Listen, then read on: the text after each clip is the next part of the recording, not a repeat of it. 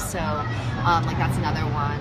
And then there was also one where they that was recent. This actually got a decent amount of press. It was because it was specifically focused on the basic sciences, and most of the scientists felt like, oh, we're not susceptible to that. We're scientists, like so sophisticated. Yeah, right. And so they actually did this thing where they sent out identical resumes, but one had a female name and one had a male name, and they purposely made the applicant a little bit weak, because the general idea is that if you have a superstar applicant, most people are going to accept them, regardless. So they purposely made them like a little bit like borderline. Yeah, borderline, and the email was a little bit timid. So they basically just said, I'm coming from this kind of smaller university, kind of a borderline, GPA, saying like, I would love to join your laboratory. I think I might need some help. Would you be willing to mentor me, as I join your laboratory? And basically, the guy was more likely to be hired. And I guess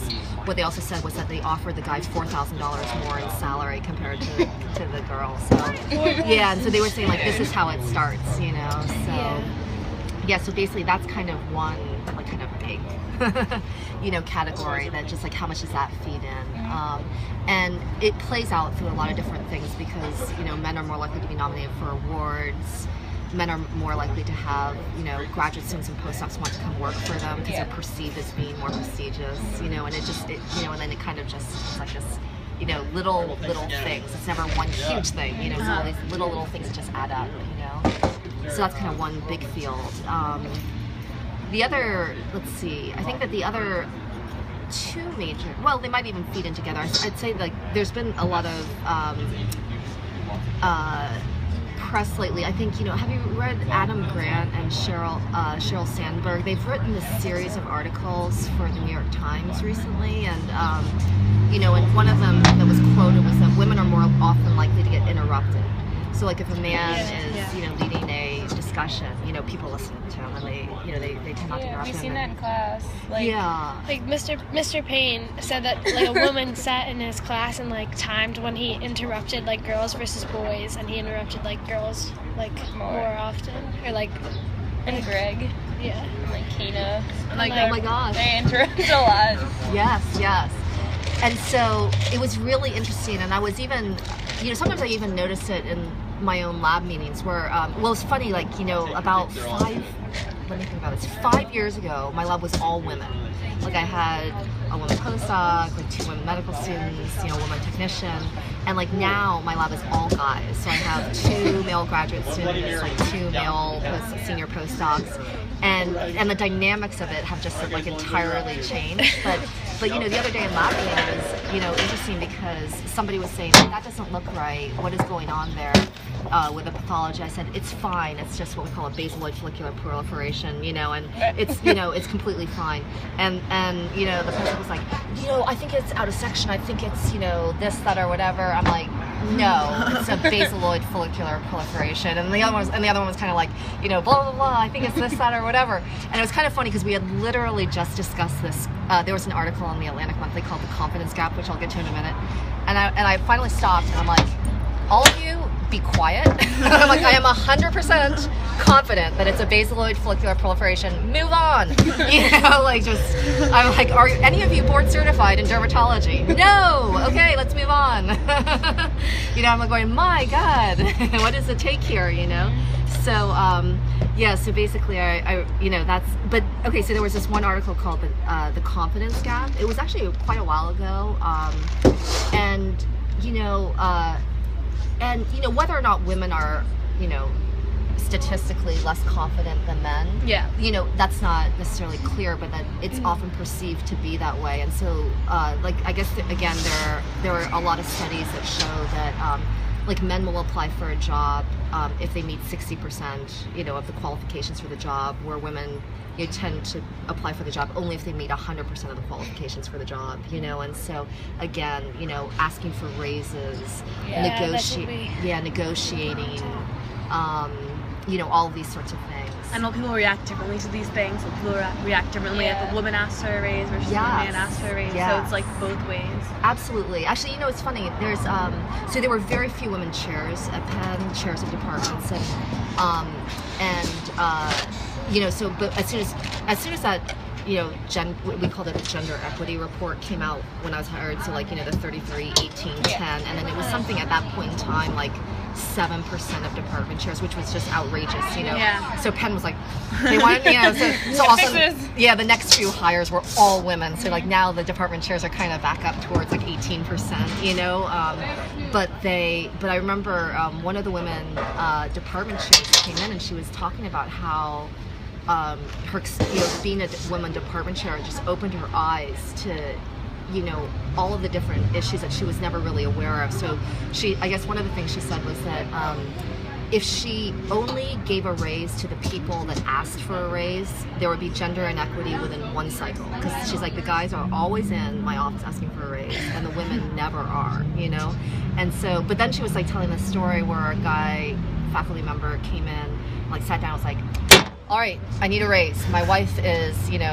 38 weeks pregnant with our 5th child, and so he's like, I'm going to need a raise, and she was kind of laughing to herself because she was thinking like, oh my gosh, let's just do the thought experiment. What would happen if a 38-week-old pregnant woman came into your office and was like, I am, 38 weeks pregnant with my 5th child. I need a raise. Like, wouldn't she be like, that's your fault. It's all my fault. Like, why did you choose that 5, And so she was just saying it was really interesting to see the thought experiment about like, what your own gender biases are and things like that. So anyway, these are kind of the things. So I mean, they actually do sensitivity training now at the, anyone who's involved in hiring, promoting, like for graduate students, for postdoctoral fellowships, for faculty, they have to go through like this kind of, mandatory unconscious bias training, just to be aware of it. Like, are we paying attention to women? Are we paying attention to minorities? Things like that. Yeah. So we were wondering if you had any like personal experiences with you in your field experiencing the gender bias. Yeah, it's like a funny. Story or something. Yeah, I was just saying that, so we actually just had a conference on this on Thursday, and what was really interesting was if you had asked me this question 5 years ago, I would have been like, no, I've never experienced gender bias, like, and I think it's because, again, women make up 50% of postdoctoral fellows, and even though it's 33% of assistant professors, I almost felt like to a certain extent being a woman, like, kind of helped me almost because there was less competition. Yeah, there were so few women, and they kind of wanted to make sure that women, that I felt like I had an edge, sometimes on that. And so, like, literally up until about 5 years ago, I would have said no. But then as I've so I'm hopefully, knock on wood, getting promoted to associate professor with tenure in July. Nice. Yeah, the interesting thing is that they say that like right as you go to that promotion, now you're like senior faculty, that the unconscious bias and all of the gender bias starts to become more apparent, and I've totally noticed it in like the recent bit. So I think that one of them was I was at a conference recently, and I definitely think it's age related. So this particular conference was the 50th anniversary of B-cell discovery. All right, sounds exciting. Yeah, so basically what they did was they brought in all of the, famous researchers from 50 years ago. B? Yeah. Oh, she again. Oh, that is not where I aimed. I'm sorry. You're totally fine. We need her. Yeah, they invited in all of the famous researchers from 50 years ago who like discovered B cells. And of course, they're all old men, right? Because like every single one of them. But it was so I have to say, like, this was actually one of the most bizarre conferences I've ever been to, because I've never really, like, experienced, like, so many bizarre interactions with people than at this conference. And there were so many of them, like, time after time after time after time, that I was like, this is crazy. You know what I mean? Because, like, definitely it's that. So, so what I felt really bad, so there were basically 3 organizers to the conference, 2 men and 1 woman. And anyway, Max Cooper is a famous professor who actually don't necessarily quote that. Just writing his name down. Who discovered B cells, and he got up, after they they said, oh, and here's Max Cooper, thank you, you know, and then he gets up there, he said, I just wanted to really thank the meeting organizers, Patrick Wilson, Mike Cancro, and he couldn't remember the woman's name. That's awful. And I felt really bad for him because he is a very nice guy, and you know, and he couldn't remember. He's like, and the other meeting organizer, and like he moved on, you know, and so everyone was like, you know, right, but it was one of these things where it kind of compounded because Patrick Wilson, who's also a very nice guy, got up and I think he was trying to make up for it, but inadvertently he made it worse, where he kind of got up and he's like going, oh, I just wanted to really thank Anne Durandi. He's like, in fact, you know, she was really the one who did everything for this conference. He's like, I mean, Mike and I, we were here, you know what I mean? But then, so then I'm like, you know, that's almost even worse because, you know, what it means is that they stuck Anne Durandi with all of the administrative work for the conference, but then why is Anne Durandi not introducing the conference? Why are you on the podium introducing the conference, right? Anne should be introducing Max Cooper, not you know, and so he's basically like, I just wanted to really say that Anne did everything here, and so I was like, you know, this is like terrible, right? But then, you know, and then another guy then got up who. Actually, my postdoc was with me, and he didn't know who he was, and he was really old, and he was definitely, and he was talking so slow that my postdoc was like, who is this guy? I'm like, well, he's really famous. He discovered receptor editing, you know, and I mean, like, he's considered one of the most amazing researchers in the field, but he was definitely like way past his time because he was talking like this, and everyone was like going, this is gonna end painful, you know.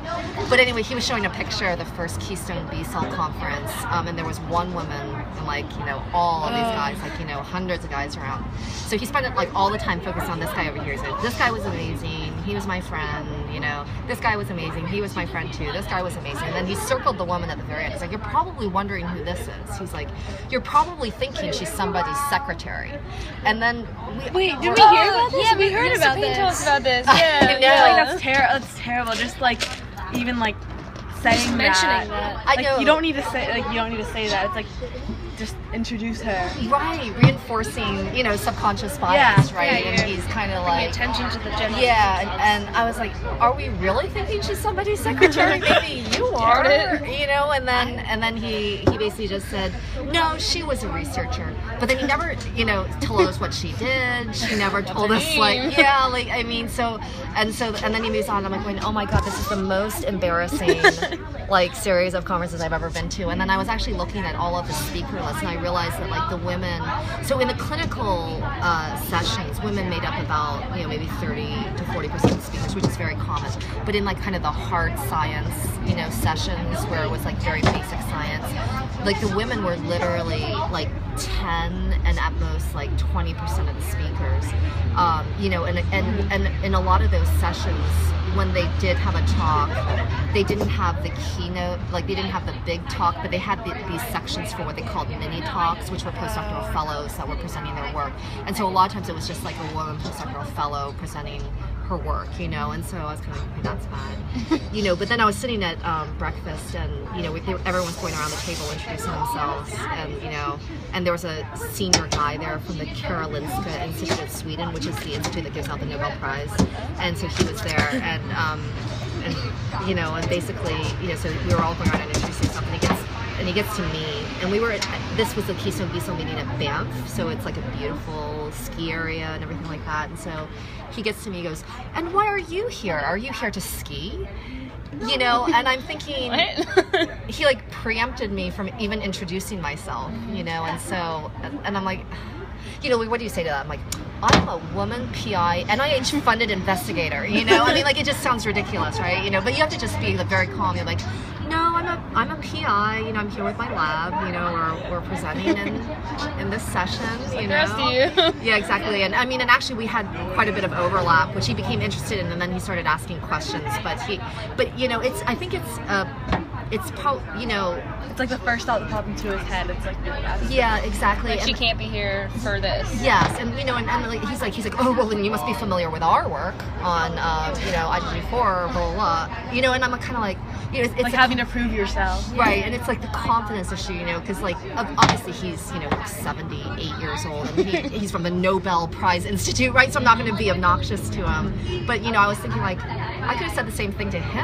I'd be like, well, you should have been familiar with our work, that showed this and IgG4 and pemphigus. Are you aware of that? Like it's kind of the same obnoxiousness if you think about it. So yeah, so there was that, and then one of the